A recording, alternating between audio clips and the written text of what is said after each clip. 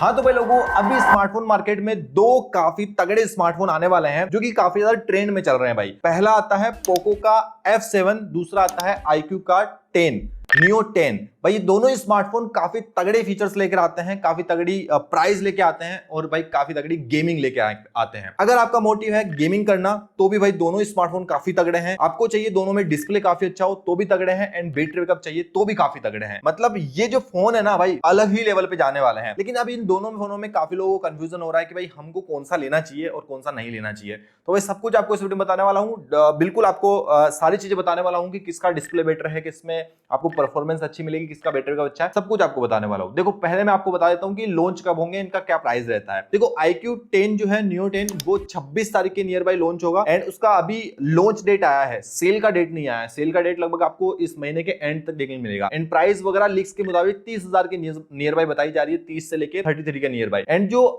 Poco F7 है उसका जो प्राइस है ना वो 25,000 के नियर बाय बताया जा रहा है, एंड उसका लॉन्च डेट का अभी कुछ कंफर्म है नहीं। वो जो फोन है वो चाइना में लॉन्च हो चुका है Redmi Turbo 4 नाम करके, जो कि वहां पर अभी लिस्टेड है, ले सकते हैं, बाय कर सकते हैं। लेकिन आप ध्यान रखना इंडिया में आने में 1 महीना उसको लगेगा। अब बात होगी लॉन्च डेट एंड प्राइस की। अब फीचर्स की बात कर लेते हैं। सबसे पहले मैं डिजाइन की बात करता हूं। डिजाइन में हमको क्या कुछ मिलता है। देखो iQOO जो है उसके अंदर आपको प्लास्टिक बिल्ड देखने मिलता है, पॉलीकार्बोनेट का बॉडी आपको देखने मिलेगा, एंड वहां पर जो वेट है ना वो भी उसका भाई काफी आपको कम देखने मिलने वाला है। एंड डिजाइन अच्छी है भाई, पीछे आपको अच्छा खासा कैमरा सेक्शन मिल जाता है। 3.5mm जैक नहीं मिलता है, बाकी सारी चीजें आपको मिल जाती है। लेकिन पोको का जो F7 है उसका बिल्ड आपको मेटेलिक बिल्ड देखने मिलता है, यानी कि मजबूत बिल्ड आपको वहां पर देखने मिलेगा। साथ में वहां पर भी आपको जो सिस्टम है वो सारे कुछ काफी अच्छे मिल जाते हैं, चाहे कैमरा सेक्शन हो, वहां पर भी आपको 3.5mm जैक नहीं मिलता है, टाइप सी पोर्ट वगैरह सारा कुछ आपको देखने मिल जाता है। तो दोनों ही फोन भाई काफी अच्छे हैं, लेकिन यहाँ पर आपको पोको F7 के अंदर एक अच्छा बिल्ड मिल जाता है, जिससे कि आपको यहाँ पर मजबूती काफी अच्छी मिल जाती है। बाकी भाई बात करते हैं अगर इनके डिस्प्ले की, तो भाई यहाँ पर आपको डिस्प्ले सेक्शन भी थोड़ा बहुत चेंजेस देखने मिलता है डिस्प्ले में भी। देखो यहाँ पर जो iQOO है उसके अंदर आपको 6.78 इंचेस का एक बड़ा एमोलेड डिस्प्ले देखने मिलता है, जो कि 144 हर्ट्ज रिफ्रेश रेट के साथ में आता है। लेकिन जो पोको F7 है उसके अंदर आपको 6.83 इंचेस का डिस्प्ले मिलता है, जो कि अगेन एक एमोलेड डिस्प्ले है, लेकिन यहाँ पर आपको 120 हर्ट्ज रिफ्रेश रेट देखने मिलेगी। भाई देखो दोनों का डिस्प्ले एमोलेड है, अच्छे खासे कलर्स आपको मिलेंगे, सभी कुछ काफी बढ़िया है। लेकिन पोको F7 का जो साइज है ना वो थोड़ा बड़ा आपको मिलेगा, एंड जो iQOO है उसका साइज थोड़ा छोटा मिलेगा, लेकिन यहाँ पर आपको 144 हर्ट्ज रिफ्रेश रेट मिल रही है, यानी कि स्क्रॉलिंग होगी वो काफी स्मूथ आपको मिलेगी iQOO के अंदर। अब आपके ऊपर डिपेंड करता है आपको क्या चीज लेनी है, कौन सा चीज आपको चाहिए। बाकी 120 हर्ट्ज भाई कम नहीं होती है, बहुत अच्छा रिफ्रेश रेट आपको देखने मिल जाता है, काफी स्मूथ आपको देखने मिल जाता है। 144 आपको बहुत ज्यादा स्मूथ देखने मिलेगा, लेकिन 120 हर्ट्ज अभी भी 25-30 हजार के फोन में नहीं है, 90 हर्ट्ज से आपको मिलता है, लेकिन आपको वो चीज मिल रही है, बहुत ही अच्छा चीज आपको देखने मिल रही है। बाकी कैमरा सेक्शन की बात करता हूं भाई, कैमरा में क्या कुछ है, तो भाई यहाँ पर देखो कैमरा सेम ही आप बोल सकते हो। एक सेल्फी कैमरे में आपको थोड़ा बहुत चेंजेस मिलेगा, बाकी दोनों में पीछे की तरफ 50+8 मेगापिक्सल का कैमरा सेटअप मिलता है, जिसमें कि विद OIS आपको मिलता है, दोनों में सोनी से सेंसर आपको मिलते हैं। लेकिन जो फ्रंट कैमरा है उसमें आपको iQOO में 32 मेगापिक्सल मिल रहा है, एंड पोको के अंदर आपको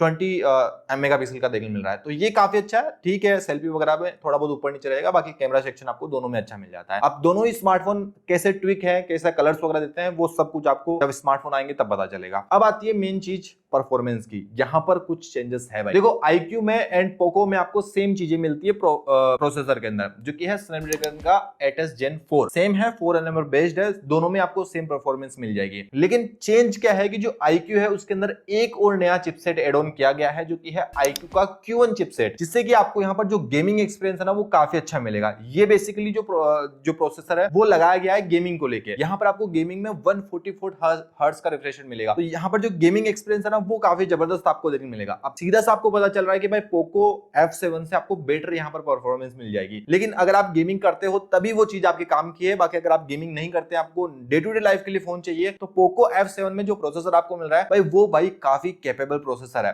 अगर आपको गेमिंग करनी है तो iQOO में जाओ, बाकी आपको कोई ऐसा इशू नहीं आएगा भाई इस वाले प्रोसेसर के अंदर। बाकी LPDDR5X रैम मिल जाती है, एंड UFS 4.1 का स्टोरेज मिल जाता है, दोनों में आपको Android 15 मिल जाता है, एंड दोनों में आपको OS तो अलग मिलेगा ही, क्योंकि दोनों ही स्मार्टफोन अलग अलग ब्रांड की तरफ से है।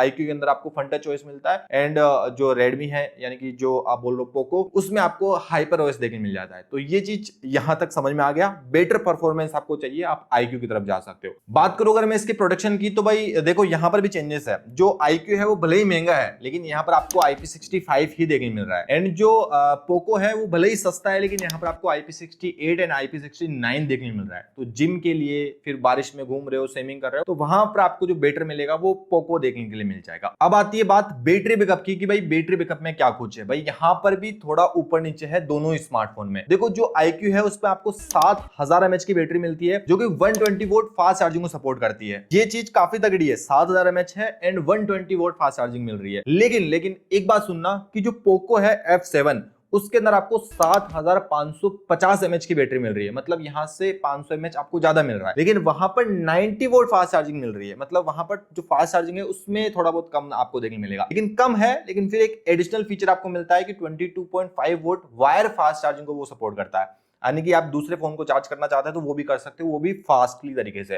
तो ये चीज आपको देखने मिल जाती है। अब देखो भाई दोनों ही स्मार्टफोन में क्या कुछ आपको अच्छा मिला, क्या कुछ बुरा मिला, वो आपको समझ गए होंगे।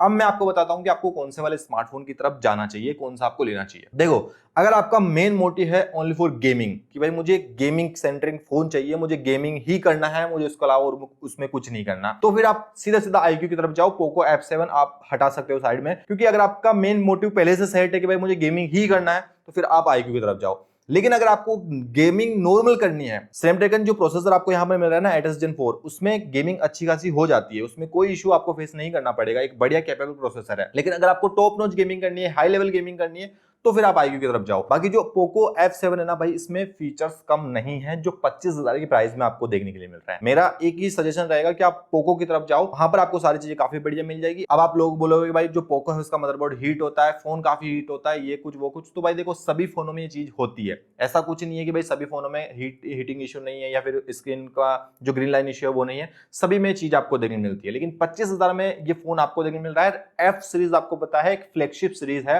पोको की। भाई यहां तक आने के बाद में सारा कुछ आप समझ गए हो। कि सवाल हो, कुछ पूछना हो आप मुझसे पूछ सकते हो। इस वीडियो में बस इतना ही, मिलेंगे नेक्स्ट वीडियो में, तब तक के लिए जय हिंद जय भारत।